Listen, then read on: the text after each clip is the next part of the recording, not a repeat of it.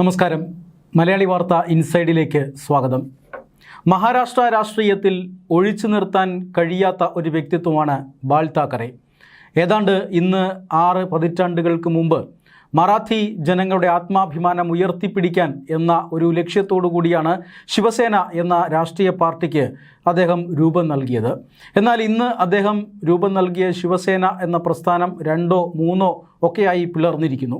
ശിവസേനയ്ക്ക് ഇപ്പോൾ 2 പ്രധാനപ്പെട്ട വിഭാഗങ്ങളാണുള്ളത്. ഒന്ന് ഏക്നാഥ് ഷിൻഡെ നേതൃത്വം നൽകുന്നു, രണ്ടാമത്തേത് സാക്ഷാൽ ബാൽ താക്കറെയുടെ മകൻ ഉദ്ധവ് താക്കറെ നേതൃത്വം നൽകുന്നു.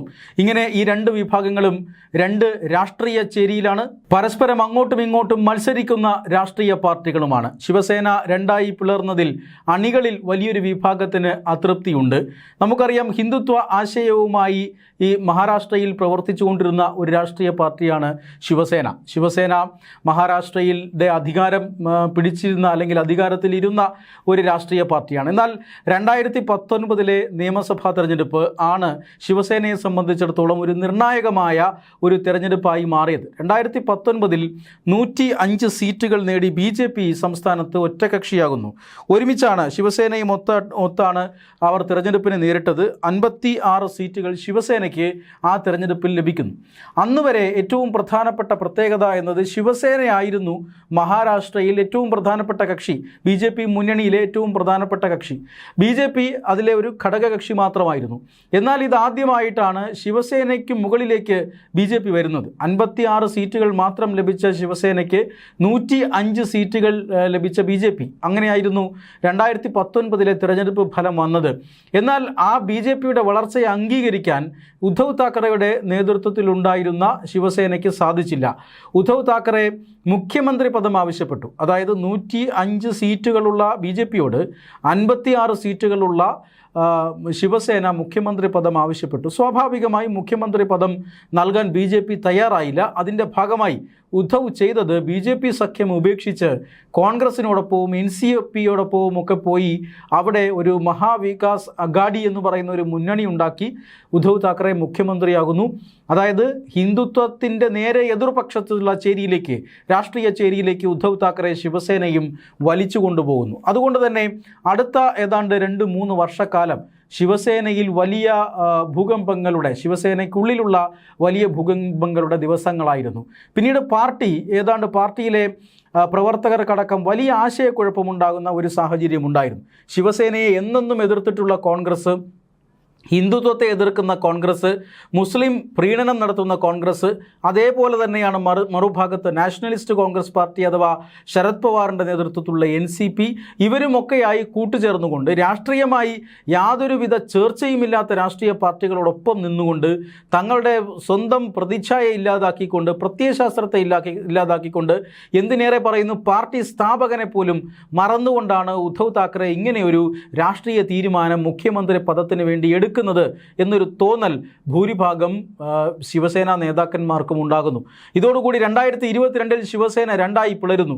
ഭൂരിഭാഗം MLA മാരും ഏക്നാഥ് ഷിൻഡെയുടെ നേതൃത്വത്തിലുള്ള വിമത ഭാഗത്തേക്ക് പോകുന്നു.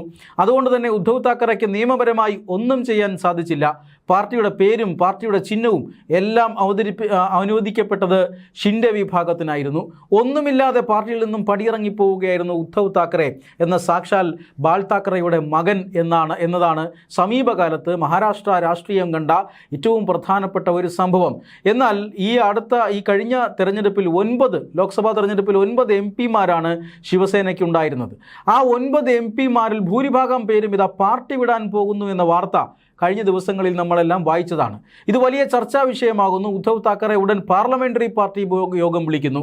പക്ഷേ പാർലമെൻ്ററി പാർട്ടി യോഗത്തിൽ പങ്കെടുത്തത് വെറും 3 MP-മാർ ആയിരുന്നു. അതായത് 6 MP-മാർ മറുകണ്ഠം ചാടിയിരിക്കുന്നു, അതായത് ഷിൻഡെ വിഭാഗത്തിലേക്ക് പോയിരിക്കുന്നു എന്ന് ഉദ്ധവ് താക്കറെ തിരിച്ചറിഞ്ഞ നിമിഷങ്ങളായിരുന്നു അത്. വളരെ വൈകിയിരുന്നു ആ സമയം. അത്രമാത്രം പാർട്ടിയിൽ ഡാമേജ് ഉണ്ടാക്കാൻ ഷിൻഡെക്ക് സാധിച്ചു എന്നുള്ളതാണ് സത്യം.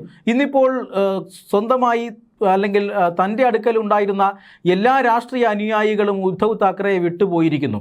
ഉദ്ധവ് താക്കറെയോട് ഈ ശിവസേന സഖ്യം അല്ലെങ്കിൽ BJP ശിവസേന സഖ്യം വിട്ടുപോകാനും കോൺഗ്രസുമായി ചേർന്ന് സർക്കാർ ഉണ്ടാക്കാനും മുഖ്യമന്ത്രിയാകാനുമൊക്കെ ഈ ഉദ്ധവ് താക്കറെ ഉപദേശിച്ചത് അദ്ദേഹത്തിൻ്റെ മകനായ ആദിത്യ താക്കറെയായിരുന്നു.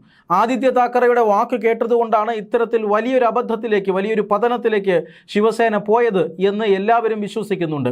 പക്ഷേ ഇപ്പോഴും ആദിത്യ താക്കറെയെ ഈ ഉദ്ധവ് താക്കറെ ചേർത്ത് നിർത്തുന്നുണ്ട്. ആദിത്യ താക്കറയ്ക്ക് വേണ്ടി സ്വന്തം പാർട്ടിയെ തന്നെ ഇല്ലാതാക്കിയ ഒരു വ്യക്തിയായി ഉദ്ധവ് താക്കറെ മാറിയിരിക്കുന്നു.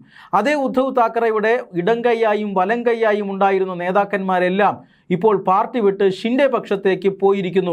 അതുകൊണ്ട് തന്നെ ഇന്ന് വളരെ വൈകാരികമായിട്ടുള്ള ഒരു പ്രതികരണമാണ് ഉദ്ധവ് താക്കറെയുടെ ഭാഗത്തു നിന്ന് ഉണ്ടായത്. ഉദ്ധവ് താക്കറെ ജനങ്ങളോട് മാപ്പ് പറയുന്ന ഒരു സാഹചര്യമാണ് ഇന്ന് നമ്മൾ കാണുന്നത്. അതായത് ജനങ്ങൾ എന്നിലുള്ള വിശ്വാസം, ശിവസേനയിലുള്ള വിശ്വാസം അതർപ്പിച്ചുകൊണ്ടാണ് 9 MP-മാരെ വിജയിപ്പിച്ചു വിട്ടത്. എന്നാൽ അവർ ജനങ്ങളെ ചതിച്ചിരിക്കുന്നു, അതിനെ താൻ ജനങ്ങളോട് മാപ്പ് പറയുന്നു എന്നാണ് ഉദ്ധവ് താക്കറെ ഇന്ന് രാവിലെ പ്രസ്താവന നടത്തിയത്. അതിവൈകാരികമായ ഒരു പ്രതികരണമായിരുന്നു ഉദ്ധവ് താക്കറെ. സ്വന്തമായി ഉണ്ടായിരുന്നവരെല്ലാം വേറെ മറുപക്ഷത്തേക്ക് പോയിരിക്കുന്നു. തനിക്കിനി ഒന്നും ഒറ്റയ്ക്ക് ചെയ്യാൻ കഴിയാത്ത ഒരവസ്ഥ, ഇത് മാത്രമാണ് 3 MP-മാർ മാത്രം ഒപ്പമുള്ള ഒരവസ്ഥ. ആ അവസ്ഥയിൽ നിന്നുകൊണ്ടാണ് ഉദ്ധവ് താക്കറെ ഇത്തരത്തിൽ ജനങ്ങളോട് മാപ്പ് പറയുന്നത്. സത്യത്തിൽ ഈ മാപ്പ് പറച്ചലിനെ നിഷ്കരണം തള്ളുകയാണ് മറുഭാഗത്തുള്ള ഏക്നാഥ് ഷിൻഡെ. അതായത് ഈ ഓപ്പറേഷൻ, ഉദ്ധവ് താക്കറെയെ നിരായുധീനാക്കാനുള്ള ഈ ഓപ്പറേഷന് പിന്നിൽ പ്രവർത്തിച്ചത് BJP അല്ല, മറിച്ച് ഈ ശിവസേനയുടെ തന്നെ ഷിൻഡെ വിഭാഗമാണ്. അതുകൊണ്ട് തന്നെ ഇതിനെ ഓപ്പറേഷൻ ടൈഗർ എന്നാണ് കഴിഞ്ഞ 2-3 ദിവസമായി മഹാരാഷ്ട്ര രാഷ്ട്രീയത്തിൽ ചർച്ച ചെയ്തു വരുന്നത്. ഓപ്പറേഷൻ ടൈഗർ എന്ന് പറഞ്ഞാൽ അത് ചെറിയൊരു പദ്ധതിയല്ല, അധികാരം പിടിക്കാനുള്ള അല്ലെങ്കിൽ MLA-മാരെയും MP-മാരെയും സ്വന്തം പാളയത്തിൽ നിർത്താനുള്ള ഒരു നീക്കമല്ല, മറിച്ച് കഴിഞ്ഞ 60 കൊല്ലമായി ഈ രാജ്യത്ത് പ്രവർത്തിക്കുന്ന ശിവസേന എന്ന് പറയുന്ന പാർട്ടി, ബാലാസാഹിബ് നേതൃത്വം കൊടുത്ത പാർട്ടി, ആ പാർട്ടിയുടെ പാരമ്പര്യം കാത്തു സൂക്ഷിക്കാൻ വേണ്ടിയിട്ടുള്ള പോരാട്ടമാണിത് എന്നാണ് ഷിൻഡെ വിഭാഗം ഇപ്പോൾ അറിയിക്കുന്നത്. അതായത് സമ്പൂർണ്ണമായി ഉദ്ധവ് താക്കറെ തകർക്കും വരെ, അല്ലെങ്കിൽ ഉദ്ധവ് താക്കറെ സർവ്വ അപരാധവും ഏറ്റുപറഞ്ഞ് ഈ ശിവസേനയുടെ ഏകീകരണത്തിനായി തന്നോടൊപ്പം വരുന്നത് വരെ ഈ ഒരു പ്രവർത്തനം തുടരും എന്നും ഏക്നാഥ് ഷിൻഡെ പറയുകയുണ്ടായി. സത്യത്തിൽ ഓപ്പറേഷൻ ടൈഗർ എന്ന് മാത്രമേ ഇതിനെ സാങ്കേതികമായി നമുക്ക് വിളിക്കാൻ കഴിയുമെങ്കിലും പിന്നിലെ പ്രേരകമായ ശക്തി BJP ആണ് എന്ന കാര്യത്തിൽ തർക്കമൊന്നുമില്ല. കാരണം മഹാരാഷ്ട്ര രാഷ്ട്രീയത്തിന് വേണ്ടിയല്ല, ലോക്സഭയിലും രാജ്യസഭയിലും ഇനി വരാനിരിക്കുന്ന പ്രധാനപ്പെട്ട നിയമനിർമ്മാണങ്ങൾ, ആ നിയമനിർമ്മാണങ്ങൾ വനിതാ സംവരണ ബില്ലും അതോടൊപ്പം തന്നെ മണ്ഡല പുനർനിർണയം ബില്ലും കണക്കെ പരാജയപ്പെട്ടു പോകാതിരിക്കുക, ഇതൊക്കെ ഒരുപക്ഷെ ഈ സർക്കാരിൻ്റെ അല്ലെങ്കിൽ BJP-യുടെ ഉദ്ദേശ ലക്ഷ്യങ്ങളായിരിക്കാം. ഒരുപക്ഷെ ഈ പറയുന്ന നിയമനിർമ്മാണം മാത്രമല്ല, നേരത്തെ പരാജയപ്പെട്ടു പോയ വനിതാ സംവരണ ബില്ലടക്കം ഒരിക്കൽ കൂടി പാർലമെൻറ്റിൻ്റെ പരിഗണനയിലേക്ക് വരാനുള്ള എല്ലാ സാഹചര്യവുമുണ്ട്. കാരണം പശ്ചിമ ബംഗാൾ, തമിഴ്നാട് നിയമസഭാ തെരഞ്ഞെടുപ്പിന് ശേഷം ദേശീയ രാഷ്ട്രീയം പോലും വലിയ രീതിയിൽ മാറിയിരിക്കുന്നു. കോൺഗ്രസും DMK-യും തമ്മിലുള്ള സഖ്യം ഇല്ലാതാകുന്നു. മാത്രമല്ല മറുഭാഗത്ത് BJP പശ്ചിമ ബംഗാൾ പിടിച്ചെടുക്കുന്ന സാഹചര്യവും ഉണ്ടാകുന്നു. അതുകൊണ്ട് തന്നെ ഈ തെരഞ്ഞെടുപ്പിന് ശേഷം ദേശീയ രാഷ്ട്രീയത്തിൻ്റെ സ്ഥിതിഗതികൾ മാറി മറിയുന്നു.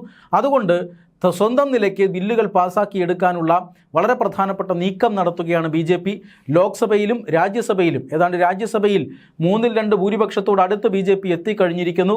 ലോക്സഭയിലാണ് അതിനിർണായകമായ നീക്കങ്ങൾ നടക്കേണ്ടത്. തൃണമൂലിൻ്റെ ഭാഗത്തു നിന്നുള്ള വിമതർ നിരവധി പേർ ഇതിനോടകം തന്നെ ഭരണപക്ഷത്തിന് പിന്തുണ നൽകാൻ തയ്യാറുള്ള ഒരു ചേരിയിലേക്ക് വന്നു കഴിഞ്ഞിരിക്കുന്നു.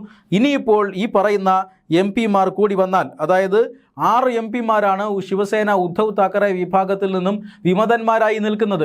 ഈ 6 MP-മാരെ കൂടെ നിർത്തിയാൽ തീർച്ചയായും ലോക്സഭയിലെ ഭൂരിപക്ഷം വർദ്ധിപ്പിക്കാനും വരാനിരിക്കുന്ന നിയമനിർമ്മാണങ്ങൾ ശക്തമാക്കാനുമൊക്കെ സാധിക്കും എന്ന് BJP കണക്ക് കൂട്ടുന്നു. ഇതിൻ്റെ ഭാഗമായിട്ടാണ് ഇത്തരത്തിലൊരു ഓപ്പറേഷൻ ടൈഗർ ശിവസേനയിൽ നടത്തിയിരിക്കുന്നത്. ആ ഓപ്പറേഷൻ ടൈഗർ അനുസരിച്ച് തന്നെ കാര്യങ്ങൾ മുന്നോട്ട് പോവുകയാണ്. 6 MP-മാർ സ്പീക്കറെ കണ്ടുകൊണ്ട് തങ്ങളെ പ്രത്യേക ബ്ലോക്കായി ഇരിക്കാൻ അനുവദിക്കണം എന്ന അപേക്ഷ നൽകിയിട്ടുണ്ട്. തൃണമൂൽ കോൺഗ്രസിൻ്റെ MP-മാരും ഇത്തരത്തിലുള്ള അപേക്ഷ നൽകിയിട്ടുണ്ട് എന്നുള്ളതാണ് ഏറ്റവും പ്രധാനപ്പെട്ട കാര്യം. ദില്ലിയിൽ നടക്കുന്നത് അതീവ നിർണായകമായ രാഷ്ട്രീയ നാടകങ്ങളാണ്. ഈ നാടകങ്ങൾ ഓരോ സംസ്ഥാനത്തിനും പ്രധാനപ്പെട്ടതാണ്. അതുകൊണ്ടാണ് പരമാവധി MP-മാരുടെ എണ്ണം ഭരണപക്ഷത്ത് വർദ്ധിപ്പിക്കുക എന്നൊരു നയം BJP സ്വീകരിച്ചിരിക്കുന്നത്. അതിന് BJP-ക്ക് അല്ലെങ്കിൽ BJP-യുടെ ശ്രമങ്ങൾക്ക് കൃത്യമായ പിന്തുണ BJP-യുടെ ഘടകകക്ഷികളും നൽകുന്നു എന്നതിൻ്റെ സൂചനയാണ് ഇപ്പോൾ കഴിഞ്ഞ ഏതാനും ദിവസങ്ങൾക്ക് മുമ്പാണ് തൃണമൂൽ കോൺഗ്രസിൽ വലിയ അഭിപ്രായ ഭിന്നതയുണ്ടായത്. അതിനു മുമ്പ് ആം ആദ്മി പാർട്ടിയിൽ വലിയ അഭിപ്രായ ഭിന്നതയുണ്ടാകുന്നു. മാത്രമല്ല ഇപ്പോൾ ഉദ്ധവ് താക്കറെ വിഭാഗത്തിലും വലിയ അഭിപ്രായ ഭിന്നതയുണ്ടാകുന്നു. 6ഓളം MP-മാർ നേരെ ഷിൻഡെ ഭാഗത്തേക്ക് പോകുന്നു എന്ന് പറഞ്ഞാൽ NDA പക്ഷത്തേക്ക് പോകുന്നു എന്ന് തന്നെയാണ്. ലോക്സഭയിലും അതുപോലെ തന്നെ രാജ്യസഭയിലും വരും ദിവസങ്ങളിൽ വരാനിരിക്കുന്ന ബില്ലുകൾ, ആ ബില്ലുകൾ ലക്ഷ്യം വെച്ചുകൊണ്ടുള്ള രാഷ്ട്രീയ നീക്കങ്ങളുടെ ഭാഗമായിട്ടാണ് ഇത്തരത്തിലുള്ള രാഷ്ട്രീയ നീക്കങ്ങൾ മഹാരാഷ്ട്രയിലും നടന്നിട്ടുള്ളത് എന്ന് വ്യക്തമാവുകയാണ്. പക്ഷേ മഹാരാഷ്ട്രയിൽ ഏറ്റവും കൂടുതൽ നഷ്ടം വന്ന ഒരു പാർട്ടിയായി ഉദ്ധവ് വിഭാഗം മാറുകയാണ്. ഇടതും വലതും നിന്ന എല്ലാ രാഷ്ട്രീയ സഹപാഠികളും അല്ലെങ്കിൽ സഹചാരികളും ഇപ്പോൾ ഉദ്ധവ് താക്കറെയെ വിട്ട് എതിർപക്ഷത്തേക്ക് പോയിരിക്കുന്നു. ഉദ്ധവ് താക്കറെ മഹാരാഷ്ട്ര രാഷ്ട്രീയത്തിൽ ഒറ്റപ്പെടുകയും ചെയ്യുന്നു.